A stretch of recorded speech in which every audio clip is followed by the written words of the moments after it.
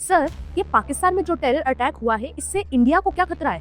हम पहली बात तो ये बहुत ही ब्रिलियंट सवाल है, लेकिन इसको समझने से पहले आपको हर डिटेल समझनी पड़ेगी, तभी आप ये लिंक एस्टेब्लिश कर पाओगे। तो आइए मैं बताता हूँ।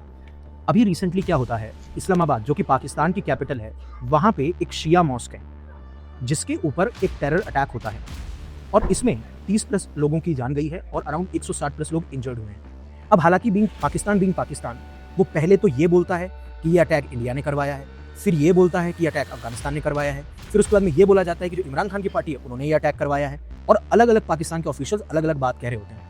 अब इनको ये समझ में नहीं आता कि पहले आप इन्वेस्टिगेशन कराइए, तभी तो आप ये चीज़ें कह सकते हैं। बट छोड़िए इस बात को, लेकिन फिर उसके बाद में इस्लामिक स्टेट इसकी रिस्पॉन्सिबिलिटी ले लेता है इस इस्लामाबाद टेरर अटैक की, जो कि शिया मॉस्क पे होता है। ध्यान रखिएगा, हर एक डिटेल इंपॉर्टेंट है।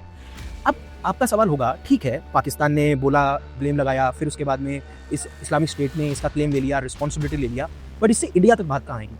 अब आते हैं अगले पॉइंट पे। अब ये मॉस्क कौन सी है? शिया। और इस्लामिक स्टेट क्या है? इस्लामिक स्टेट चलता है सुन्नी आइडियोलॉजी के ऊपर। अब आप ये सोच रहे होंगे ये शिया सुन्नी क्या है, और इसी वजह से पाकिस्तान के अंदर हमें वायलेंस देखने को मिलता है, और इस वायलेंस को हम कहते हैं सेक्टेरियन वायलेंस, यानी सेक्ट के बेसिस पे जो वायलेंस होता है।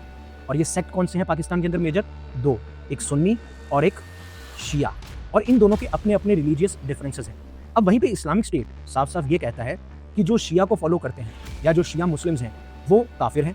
इवन ये साफ साफ ये भी कहते हैं कि अगर आप हमारी तरीके से इस्लाम को इंटरप्रेट नहीं कर रहे हो तब आप भी काफिर हो, और इसी तरीके से काफी सुन्नी मुस्लिम्स को भी ये टारगेट करते हैं। और इसीलिए काफी बार जो अफगानिस्तान के अंदर तालिबान की सरकार है या जो तालिबान है उसे भी ये अपना दुश्मन मानते हैं।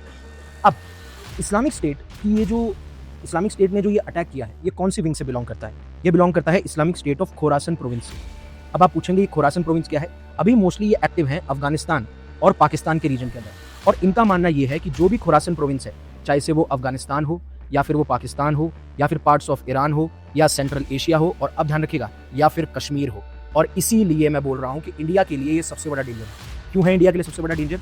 क्योंकि Islamic state of Khorasan province बार बार ये कहता हुआ आया है कि खोरासन के अंदर कश्मीर आता है और हम कश्मीर को एक दिन रिकॉन्कर करके रहेंगे, यानी दोबारा जीत के रहेंगे। और ये साफ साफ इंडिया की जो टेरिटोरियल इंटीग्रिटी और सॉवरेनिटी है उसके ऊपर अटैक है। बट सबसे खास बात ये भी है कि ये लिंक निकल के आते हैं जो पाकिस्तान की ISI और जो उनकी आर्मी है वो इनको सपोर्ट प्रोवाइड करती है। वाई? क्योंकि ISKP और तालिबान दोनों के डिफरेंसेस है जो मैंने आपको पहले बताए।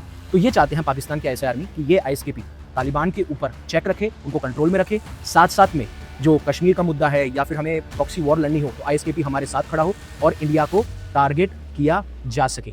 ये सारी सिचुएशन थी जो आपको समझना बहुत जरूरी है इस पूरे कंटेक्स्ट